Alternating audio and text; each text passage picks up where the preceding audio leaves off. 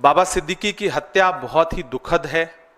मैं महाराष्ट्र से सांसद हूं और कल की घटना से बहुत हैरत में हूं कि मुंबई, जो कि इस देश की आर्थिक राजधानी है, जो राज्य चुनावी मोड में है, जहां इंटेलिजेंस से लेकर के तमाम एजेंसियां सक्रिय हैं, वहां सरकार से जुड़ा हुआ एक हाई प्रोफाइल नेता, जिसे 15 दिन पहले सूत्र बताते हैं मीडिया के कि धमकी मिली, उसके बाद उनकी सुरक्षा बढ़ाई गई, उसे सरेआम दिन दहाड़े गोलियों से भून दिया जाता है, उसकी हत्या हो जाती है। अगर सरकार अपने नेताओं को सुरक्षा दे पाने में असमर्थ है, तो फिर मुंबई और महाराष्ट्र की जनता को कैसे सुरक्षा दे सकती है? सबसे बड़ा सवाल यह है। बाबा सिद्दीकी कोई आम व्यक्ति नहीं थे, 3 बार के विधायक, मंत्री, मौजूदा समय में उनका बेटा विधायक, और सरकार जो डबल इंजन नहीं बल्कि ट्रिपल इंजन है महाराष्ट्र की सरकार में, उसके एक इंजन यानी कि अजीत पवार जी के करीबी नेताओं में से थे, उनकी हत्या हुई सरेआम। यह महाराष्ट्र में कानून व्यवस्था रसातल में जाने का सबसे बड़ा परिणाम है। इसकी जिम्मेदारी सीधे सीधे भाजपा के देवेंद्र फडणवीस जी की है। मुख्यमंत्री जी से ज्यादा गृहमंत्री की जिम्मेदारी है। मैं तो यह कहूंगा गृहमंत्री को आगे बढ़कर के जिम्मेदारी लेनी चाहिए। महाराष्ट्र में कानून व्यवस्था बुरी तरह से विफल है। बदलापुर से बांद्रा तक आप जहां भी देखेंगे महाराष्ट्र में ना तो बच्चियां सुरक्षित हैं, ना बेटियां सुरक्षित हैं, ना व्यवसायी सुरक्षित हैं, ना राजनेता सुरक्षित हैं।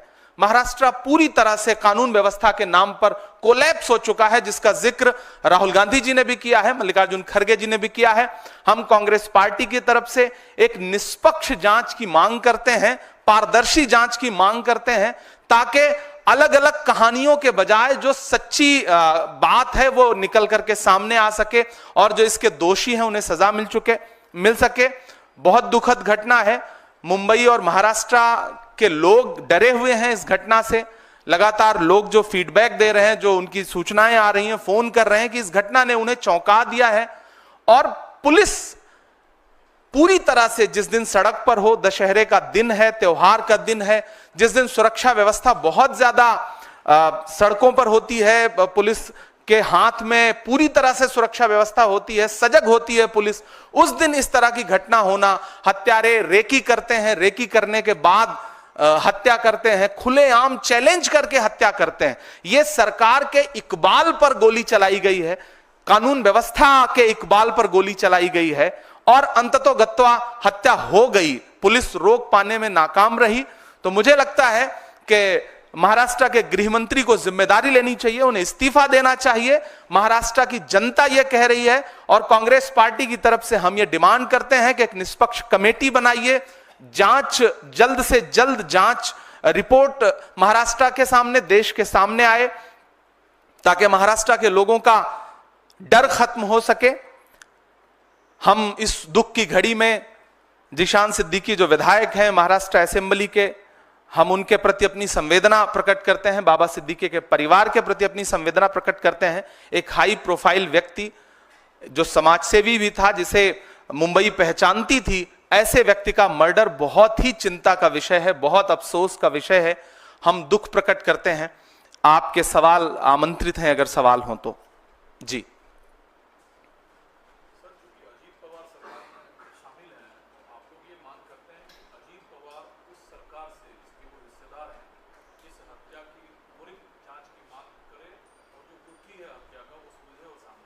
नहीं, सिर्फ अजीत पवार जी को तो मांग करनी ही चाहिए, वो उनकी पार्टी के एक इंपॉर्टेंट नेता थे, लेकिन देश का हर विपक्षी दल मांग कर रहा है कि डबल इंजन, ट्रिपल इंजन की सरकार कर क्या रही है। सबसे पहला तो हम अजीत पवार जी पे से प्रश्न ना पूछ के हम देवेंद्र फडणवीस जी से सवाल पूछे ना, हम शिंदे जी से सवाल पूछे ना कि उनकी पुलिस क्या कर रही है, उनका प्रशासन क्या कर रहा है। हम सवाल को घुमाते क्यों है? हमें तो सीधे सीधे महाराष्ट्र की सरकार से, वहां के गृहमंत्री से सवाल पूछना है कि कैसे हत्या हुई, बाकायदा चैलेंज करके हत्या हुई। तो ये तो सीधे सीधे आपकी जिम्मेदारी, आगे बढ़िए, जवाबदेही लीजिए। अजीत पवार जी सवाल पूछे ही पूछे, हम सारे लोग सवाल पूछ रहे हैं, मीडिया भी सवाल पूछे कि अगर जंगल राज ये नहीं है तो फिर जंगल राज किसे कहते हैं। दिन दहाड़े हत्या हो रही है, मुंबई जैसे, बांद्रा जैसे पॉश इलाके में हत्या हो रही है, तो फिर जंगल राज तो यही है ना? क्या फिर जंगल राज सिर्फ गैर शासित भाजपा राज्यों के लिए शब्द इजाद किया गया है? असल में तो जंगल राज यही है जो महाराष्ट्र में, मुंबई में कल दिखाई पड़ा।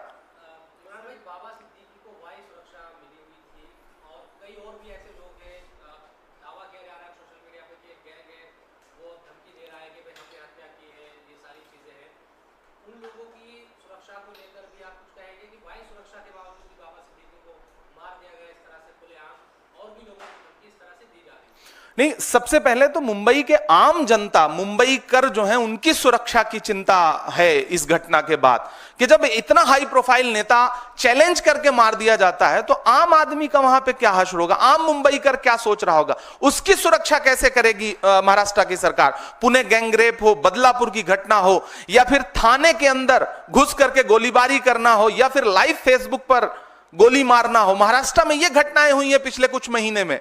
तो आम जो जनता है, मुंबई कर है, जो महाराष्ट्र के आम लोग हैं, उनकी सुरक्षा सबसे बड़ा चिंता का विषय है। दूसरी महत्वपूर्ण बात यह कि सोशल मीडिया पे कौन क्या जिम्मेदारी ले रहा है? मुझे तो लगता है कि गृहमंत्री को जिम्मेदारी लेनी चाहिए। उन्हें आगे आकर के इस हत्या पर खुद अपने कदम पीछे ला करके कहना चाहिए कि जवाबदेही मेरी बनती है, मैं इस्तीफे की पेशकश करता हूं, क्योंकि मैं महाराष्ट्र के लोगों को सुरक्षा देने में असफल रहा हूं। सच्चाई तो यह है। बाकी उसकी भी पुष्टि करना, जो सोशल मीडिया पे पोस्ट तैर रही है, उसकी पुष्टि करने का काम भी तो महाराष्ट्र प्रशासन का ही है, मुंबई प्रशासन का है। प्रशासन क्या कर रहा है, सबसे बड़ा सवाल यह है।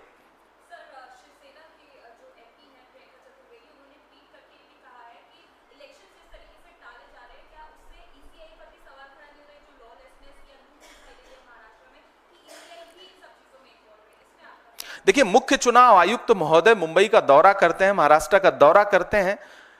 मुख्य चुनाव आयुक्त टीम के साथ अगर किसी राज्य में जा रहे हैं तो इसका मतलब इलेक्शन मोड में है राज्य, सारी एजेंसियां सक्रिय हैं, सारी एजेंसियां इलेक्शन मोड में हैं। ऐसे में जब सारी एजेंसियां सक्रिय हैं, उसके बाद इतनी बड़ी घटना हो रही है, तो यह तो बहुत बड़ा सवालिया निशान है, न सिर्फ राज्य के प्रशासन पर बल्कि केंद्र के प्रशासन पर भी बहुत बड़ा सवालिया निशान है। तो मुझे लगता है कि प्रियंका जी ने जिस संदर्भ में यह बात कही है, महाराष्ट्र के, झारखंड के इलेक्शन जिस तरह टाले गए, तो मुझे तो सरकार से, महाराष्ट्र की सरकार से पूछना है, भाजपा सरकार से पूछना है कि क्या आप इस तरह से चुनाव का आगाज कर रहे हैं, खूनी आगाज कर रहे हैं महाराष्ट्र में, जो कल्चर नहीं है, जहां राजनीति में बड़ी शुचिता और बड़ी सादगी है, वहां आप इस तरह से एक चुनावी आगाज कर रहे हैं?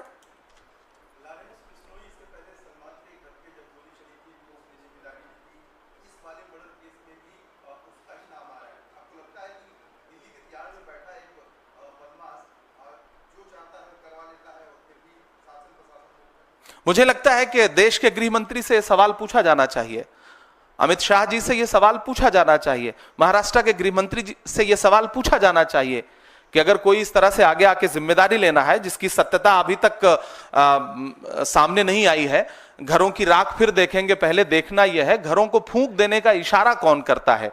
तो इसके पीछे असली कहानी क्या है, वो देश के सामने तब आए जब जांच एजेंसियां एक कमेटी बना करके निष्पक्ष जांच रिपोर्ट देश के सामने रखें, तब मुझे लगता है कि ज्यादा बेहतर जांच और पारदर्शिता सामने आ सकेगी। अभी तो सबसे बड़ा सवाल, अगर कोई जिम्मेदारी ले रहा है तो सबसे बड़ा सवाल देश के गृह मंत्री का है कि किसी बाहर बैठ के, किसी दूसरे राज्य की जेल में बैठ के कोई इतनी बड़ी घटना अंजाम दे रहा है, तो गृह मंत्री से सवाल है। दोनों गृह मंत्रियों की जवाबदेही है। Thank you.